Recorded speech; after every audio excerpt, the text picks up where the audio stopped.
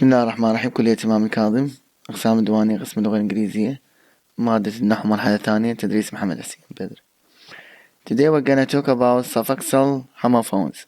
Suffixal homophones. From its name, suffix. You know suffix at the end of word. In addition, that is at the end of a word. Homophones means similar. Okay, some morphemes, some suffixes are similar, are the same. Okay, we will see how they are the same. Here, some suffixes, both inflectional. Okay, we have inflectional suffixes and derivational suffixes, have homophonous forms. Homophonous forms. You have studied homophony in pronunciation, in phonetics. Okay, when we have two words having the same pronunciation but different spelling. Let's see how they are similar. Here the inflectional morpheme ARCB. Remember, we have 9 inflectional morphemes. So one of them is what? ERCP. ERCP. So it is what? ER comparative. CP comparative. Has two homophones. The first is the derivational suffix ERN. Okay, has two similarities. يعني كتنين يشبهن. One is what? Derivational suffix ERN. ERN noun. It means noun, which is attached to verbs. We put what? This suffix to verbs to form nouns. Easy. For example, teach, teacher. Teach is what? Verb. To make it noun, to form noun, to make noun, we put ER. So this ER is N, not ERCP. Okay, you see? Not every ER is what? Comparative. We have ER comparative, we have ER noun. You see? So this is homophone, similar. This is a highly productive suffix. Thus, it is used to produce, of course, hundreds of English nouns. Like, for example, hunt, yasit, hunter, fish, fisher, you see? Come, camper, golf, golfer, love, lover. So here ER is what? Is ER noun, not ERCP. Here ER what? ER derivational. And we talked about derivation. We said that it changes from changes the part of speech from noun to verb, from verb to noun. So love is what? Is lover. Love is what becomes lover. So from verb to noun. So this is what? This is derivational. It is often called the agent ER. Okay, ER means the doer of the action. The agent. It means here agent means what? Means the doer of the action. And conveys what? A meaning of that which performs. You see? Which does the action of the verb. Okay, which performs the action of the verb stem. As in thriller and teacher, when you say teach, okay? Teacher. What does it mean, teacher? ER here, it means what? It means a person who teaches. A person who performs the action of teaching. The action of the stem. Which is the stem? Teach. You see, you have to understand this in this way. It may be attached to a noun, non-verbal stems. Probationer, New Yorker, teenager, writer. You see here? The ER on such words could be said to convey a more general meaning of that which is related to.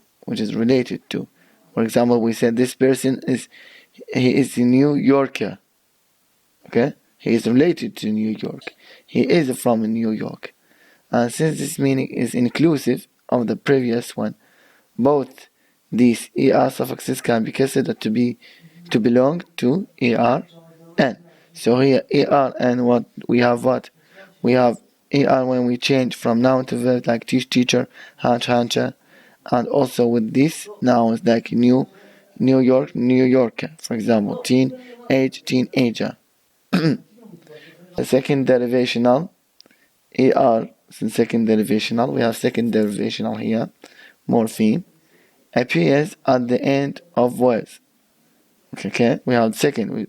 We said we have two, first and second. Appears at what?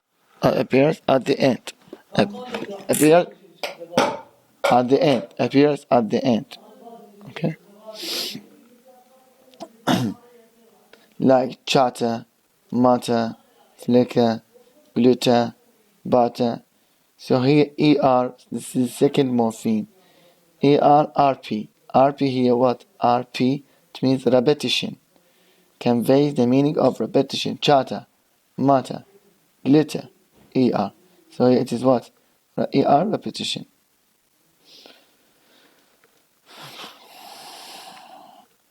So here we have these 3 points. Okay, we talked about them. ARCP, ARN, and ERRP. CP here, inflectional suffix. This is example bigger. ARN, derivational suffix, as in singer. Okay, and RP, derivational suffix, as a flatter. You see, so they are homophones. They are homophones. And here we have example. This is a heavier tennis racket than I want. So here ER, flexional suffix or derivational suffix. Which type, N or RP? A heavier tense. We watch the shimmer of the evening light on the waves. The fighter, you see, from fight. So you have to know this, you have to check them. The jabber of voices came through the open door. The jabber. See here, ER, it's repetition. We have other homophones. Okay, we talked about one ER, and now we have ing verb. We have ing homophone. Ing. Flexional suffix ing verb. For example, play, playing, write, writing, read, reading. So here we have what? Ing verbs. Also has what? 2 homophones in ing. Two similarities. The first one is the nominal derivational suffix ing nm. We symbolize it in this. Nm, it means nominal. Ismi. Okay, nominal derivational suffix. So it is noun here. Which is found in words like meetings, weddings, see, readings. So meetings here is not what? Is not verb, meetings. We have meet verb, ing, meeting, okay, ing, but we have here s, so it is noun, it becomes noun. So this is what? Nominal derivational. From verb to noun. Okay, so it is derivational. Weddings. So ing here is not what? Is not inflectional. It is what? It is derivational. Readings. This nominal ing nm is obviously derivational since it permits. How we know that it is derivational? It permits the addition of flexional suffix to close it off. Remember? We talked about the characteristics and we said that inflectional suffix closes off a word, but derivational does not. So when we say meeting, meetings, meetings, can meet, meeting, meetings. The noun plural sp, see? We close it with sp, meetings, readings, qura'at. So we close it with what? spl, spl, as a plural. When such a word occurs alone without inflectional suffix like meeting, okay, this is very important. When such a word occurs alone without the inflectional, without s, the ing here is ambiguous. Why it is ambiguous? Why here ing ambiguous? Why? Why? Because it can be both. It can be ing verb or ing nominal. You see? From the sentence, from the situation. من سياق الجملة راح تميزها. From the context. For example, he was meeting the train. He was meeting the train. So it is very clear that he subject was auxiliary verb. Meeting is what? Main verb.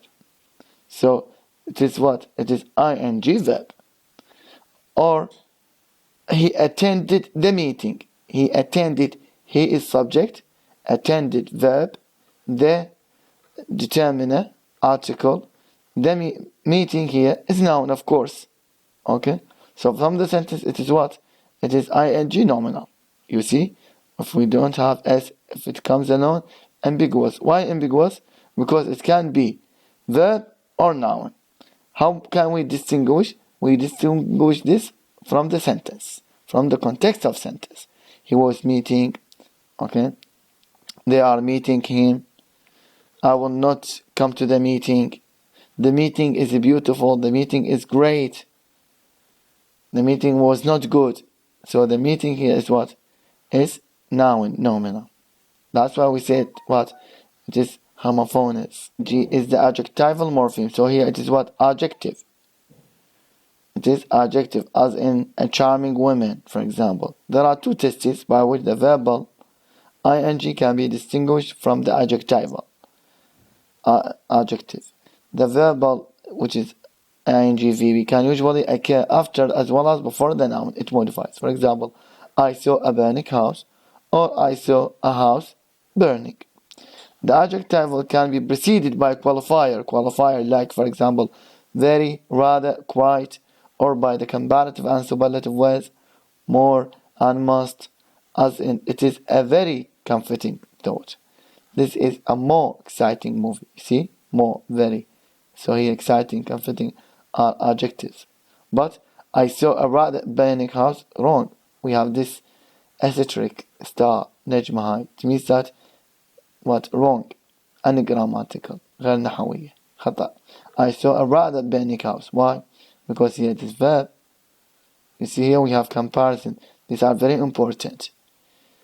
That interesting snake. That crawling snake. Okay? That interesting snake.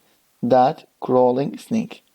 The adjectival can occur after seems. For example, that snake seems interesting. Okay? So here interesting is what? Adjective. But crawling is what? Verb. تزحف. So whereas the verbal cannot. For example, you can't say that snake seems. You can put seem. Seems, okay, as a test. That snake seems interesting.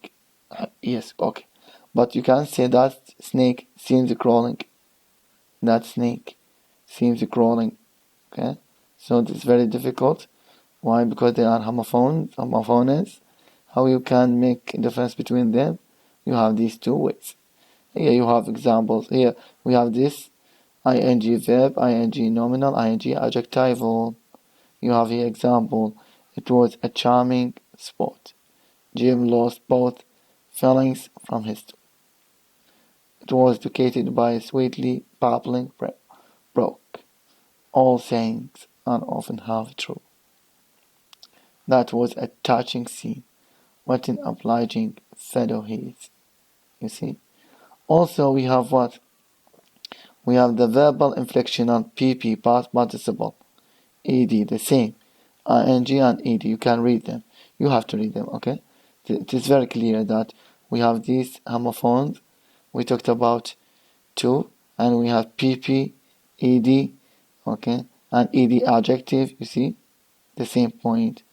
Here, that very departed guest is, you see, the same. Wrong. dp, adjective, and verb. Here you have examples. Also we have ly adverb. Av means adverb, adverbial. Ly adverbial. Ly adjective. Okay. See here for example love, lovely. Friend, friendly. Friendly adjective, صفة. من نقول هذا الشخص he is friendly. يعني ودود. He is lovely, محبوب, adjective. But ly can be what? Adverb. Can be what? Adjective. You see the same. Here you can see the yes, we will finish with this. Okay, noun, feminine forms. If you have any question you can ask.